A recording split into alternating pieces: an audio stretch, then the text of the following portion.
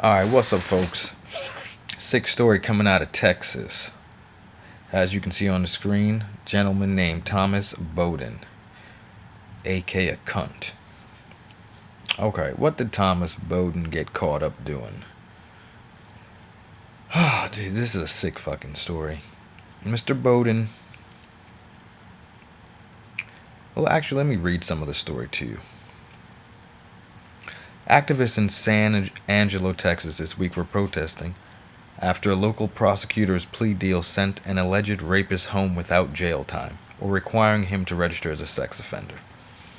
In a Facebook post last week, Brittany Lynn Rosser explained that she called 911 in January because her boyfriend, 29-year-old Mr. Boden, was drunk and tried to force her to crash her car, telling her that they both needed to die.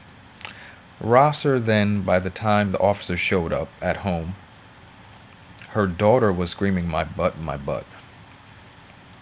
So, this is what the girlfriend's saying. "So I laid her down and opened her diaper to find an enormous amount of blood and a clear vaginal tear," Rosser wrote.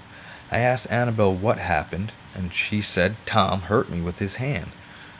And I ran out screaming and crying and pushed past several cops and asked Thomas if he touched my daughter.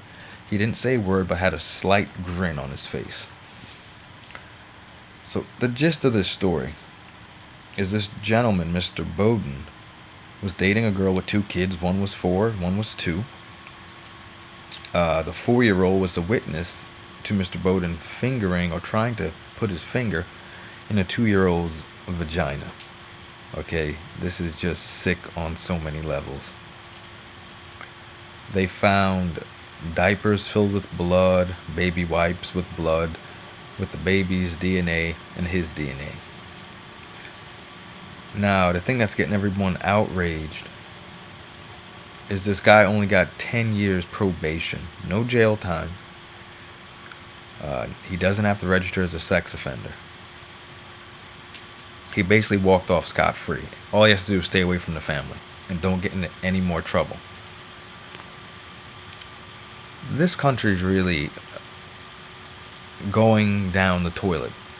Like I said, the toilet's already starting the rotation before the shit and piss goes into the sewer. You got people who get caught, can't talk today, with an ounce of weed or doing some non-physical crime, and they get years in jail. This guy fucked this kid over, probably mentally, physically, and he just gets 10 years probation, slap on the wrist, for what I would consider one of the grossest offenses you could do. I mean, there's just no justification for it, none. A guy like this should be shot, hung, has his eyes gouged out. It's just nastiness. And a lot of these women need to realize who the fuck they're dating, because they bring new men around their kids, and these guys aren't vetted. They don't know nothing about them. They're just like, it's some new dick and it's good. And they put a predator around their children. And I know it's hard to figure it out sometimes, but sometimes it's not. Okay, this guy was drunk, driving in a car, grabs the wheel and says we all need to die. I'm sure that's not his first crazy outburst.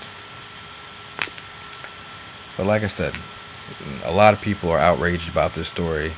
Me personally, too. I've seen people do way less of a crime. You could probably get a week in jail for jaywalking, okay? Depending on where you're at.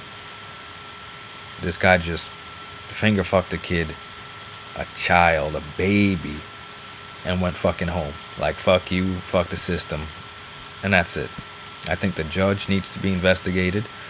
The prosecutor who worked out this deal needs to be investigated. At the minimum. Maybe something else should happen to them, but I won't go there. But yeah, folks, I'll put the link in the story